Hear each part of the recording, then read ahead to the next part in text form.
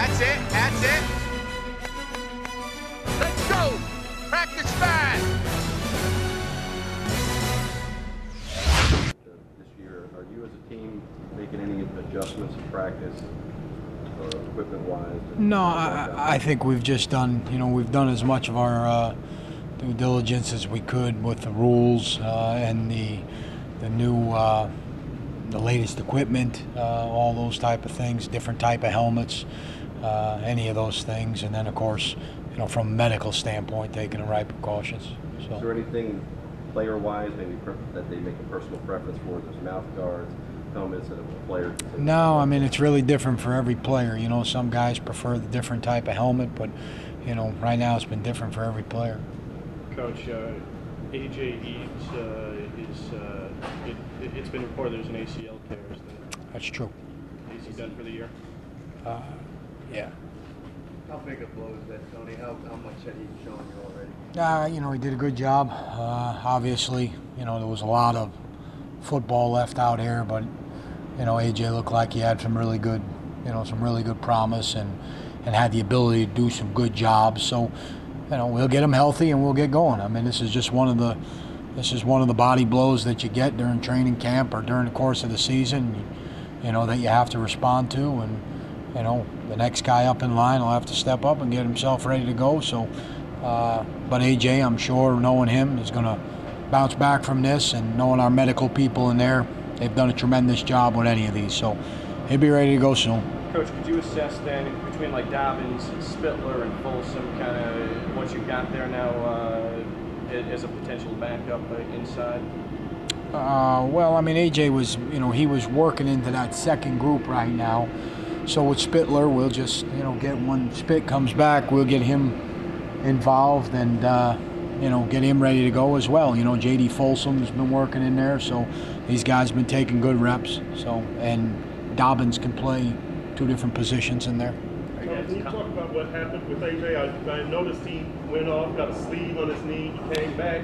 Yeah. Did you guys give him an MRI last night after practice? Yeah, I'm not going to get into the details of it, but I mean, it's just, I told you what the injury is and where he is. That's plenty.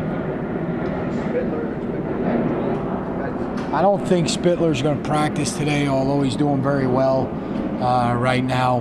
But I don't think he's going to practice today. We still got a little bit of time, but I'm not sure if he'll make it today. Still an illness? Yes, yeah. So. Same thing with Oglesby. Is he still available? Same thing. And Bryce Mullen, would you expect him out there? I would say probably not. Coach, can you assess like the rookies and how they've been doing thus far?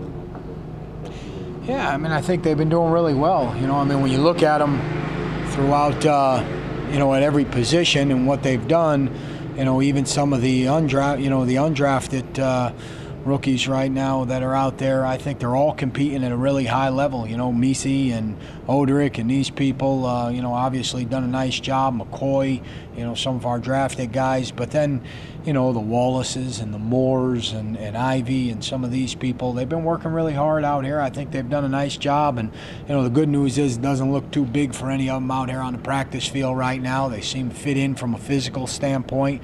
We got a lot left, a lot of things to do. I would say probably the biggest area right now that I'm watching that needs to be that the attention needs to be paid to is the playbook.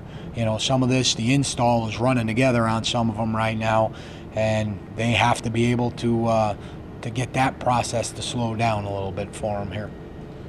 What did you see as Corey Sheets' role when you brought him in last year, and what do you see as his role possibly this season?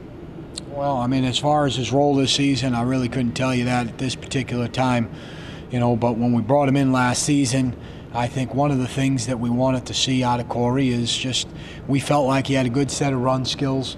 I believe, that in the first couple practices here anyways, we've seen some of that happen. I think he has very good vision, and he's an explosive guy.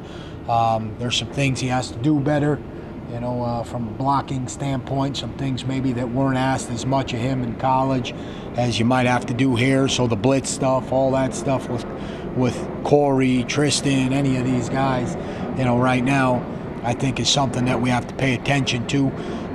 Corey in the special teams game, is something that I'm kind of anxious to see.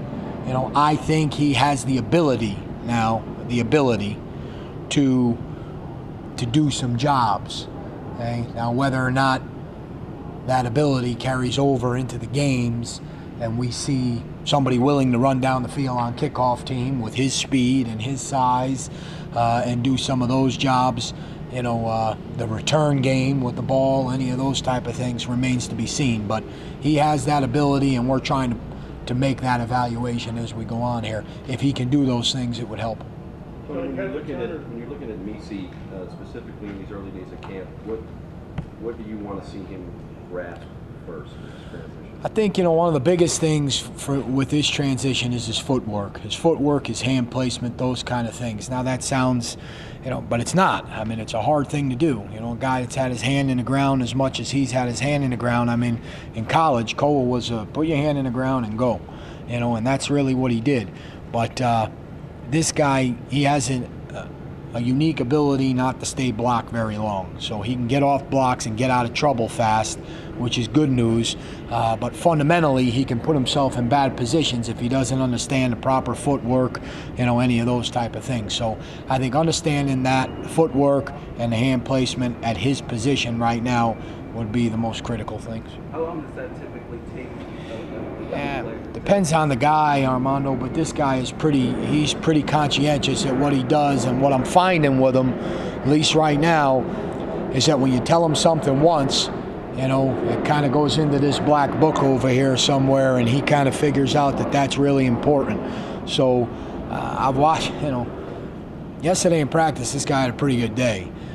And some of his rushes, when you watch some of the speed coming off of the edges with him and Wake at times and some of that stuff, has been pretty impressive. So, you know, little by little he's getting it, and he's not making the same mistake over and over again, which is good. There's some guys out here right now that are making some of the same mistakes. We're correcting the same thing.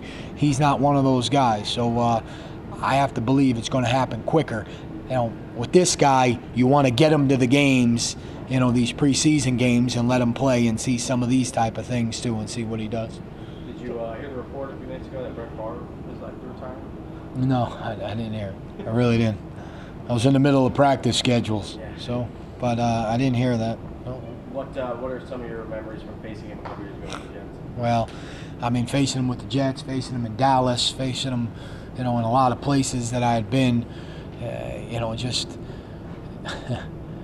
there were times where with Brett, you know, you kind of felt like it was 7-on-7 out there and nobody was on the other side. You know, I mean, some of the throws he made, some of the plays he made. I remember in Dallas us having him in a grasp a few different times. He spun out one time, spun around, kind of had him again. We thought he was down. Next thing you know, he flips this thing up and he makes a big play on us. Well, then we see this thing down here in the first game that I coached in, you know, here, my first at bat, and this thing goes up in the air and ends up coming down into somebody's hands. So, you know, it's amazing. You know, the good players, you know, sometimes they make it look easy, and he made it look pretty easy for a long time. Do you actually believe he's going to retire? Well, I'll believe it when the season starts and he's at that couch somewhere out there, and, you know, all I know is we're going to Minnesota in week 2. So I hope he's – we'll see. Coach, how would you assess Sean Smith's performance so far? Sean's done some good things. You know,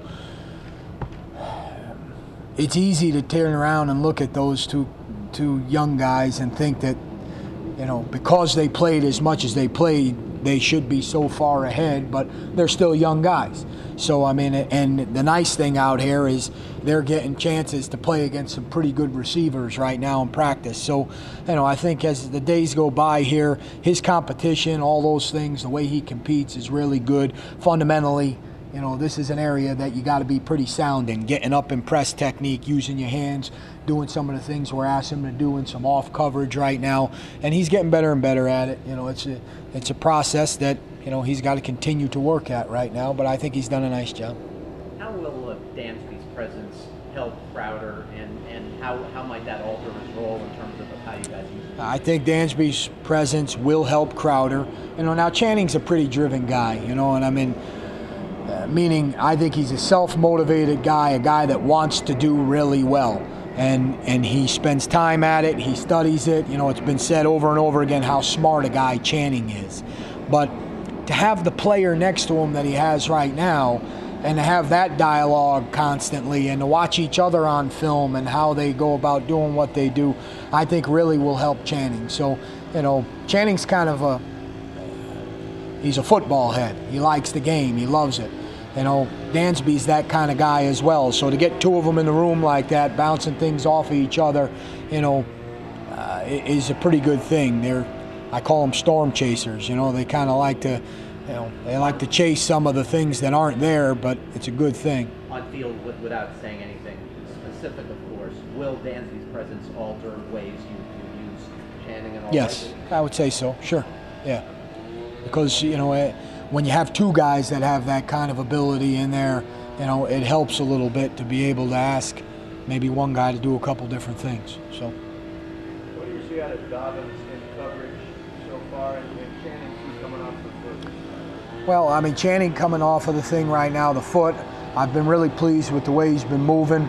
Have not seen really any limitations that way from a coverage standpoint. Dobbins, on the other hand, you know, this is for Tim, it's not new. He's played in this kind of system before, so it's just understanding the terminology.